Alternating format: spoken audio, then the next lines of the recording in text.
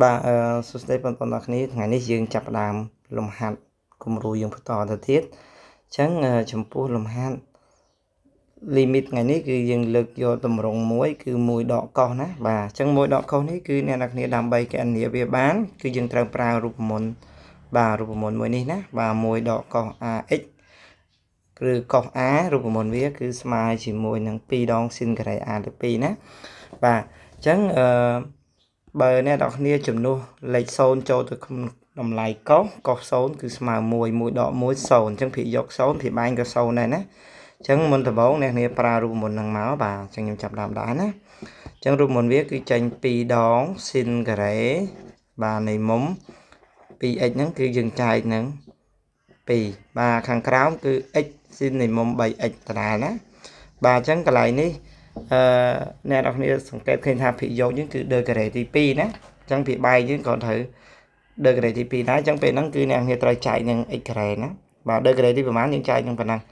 អញ្ចឹងយើងចែកនឹង x ការ៉េនៅខាងលើខាងក្រោមវាឲ្យហើយមកបាទអញ្ចឹងភាគយករបស់យើងគឺ2ដង sin នៃមុំ 2x លើ x នេះយើងអាចសម្រួលបានណាដាក់ x តែម្ដងទៅបាទគឺអានេះx គុណនឹង sin នៃមុំ3x បាទហើយករណីនេះគឺវាអាចសម្រួលមួយកតាចោលណាករណីនេះណាបាទអញ្ចឹងខ្ញុំសុំសរសេរមួយជួរទៀតបាទអញ្ចឹង limit x ខិតទៅរកលេខ0នៃខាងលើខ្ញុំដាក់ចូលគ្នាទៅគឺទៅជា sin x លើ x ហ្នឹងគឺលើកវាជាការ៉េខាងក្រោមនេះគឺ sin នៃមុំ 3x បាទអញ្ចឹងអ្នកនរគ្នាគឺយើងត្រូវគុណថែមលេខបាទលេខ3មកបាទអញ្ចឹងគុណនឹង3ខាងនេះវិញណាអញ្ចឹងលទ្ធផលវាគឺស្មើនឹង2គុណនឹង1ការ៉េចែកនឹង1គុណនឹង3អញ្ចឹងឃើញ2ភាគ3ណាអញ្ចឹងតម្លៃ limit នៃកយើងបាទតម្លៃ limit កយើងគឺស្មើ2ភាគ3ណាអញ្ចឹងយើងនាំគ្នាមកមើលលំហាត់ខទាំងអស់គ្នាបាទចំពោះលំហាត់ខនេះគឺវាកោសនៃមុំ a ដក1គឺអត់មានរូបមន្តទេបាទគឺតតែនេះយើងត្រូវទាញសញ្ញាដកសិនណាបាទអញ្ចឹងលំហាត់ហ្នឹងគឺដូចតែគ្នាទេគឺអ្នកនេះគ្រាន់តែទាញសញ្ញាដកសិនមកអញ្ចឹងករណីនេះយើងទាញសញ្ញាដកមកគឺទៅជាបាទ1លេខ1ទៅបូកវិញកន្លែងកោសហ្នឹងទៅជាដកវិញ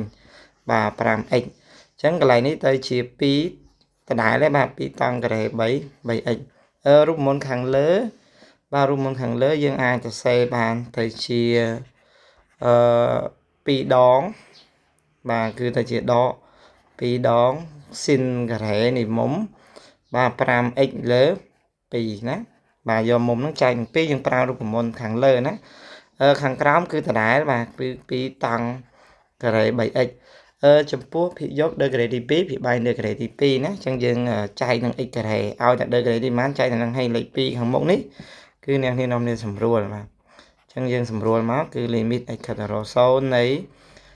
យើងចាប់ដើមចែកណាបាទអញ្ចឹងនាំនេះចែកនឹង x ការ៉េទាំងលើទាំងក្រោមណាបាទអញ្ចឹងយើងចាប់ដើមចែកទាំងអស់គ្នាចែកនឹង x ការ៉េមកបាទអញ្ចឹងកន្លែងហ្នឹងគឺតង់នៃមុំបាទ 3x លើកវិជាការ៉េដដែលណាអាលើគឺ sin ការ៉េនៃមុំ5x លើ2បាទអញ្ចឹងពេលដែលអ្នកនេះចែកហើយគឺយើងចាប់ដើមសារ៉េមេគុណណាគឺសារ៉េតាមហាងឆេកមុំរបស់វាបាទអញ្ចឹងករណីនេះគឺខ្ញុំចាប់ដើមសារ៉េណាបាទគឺសារ៉េតាមតម្លៃរបស់វាអញ្ចឹងដោយសារតែភាគយកយើងគឺជា sin ការ៉េនៃមុំ 5x លើ2អញ្ចឹងកន្លែងហ្នឹងខ្ញុំដាក់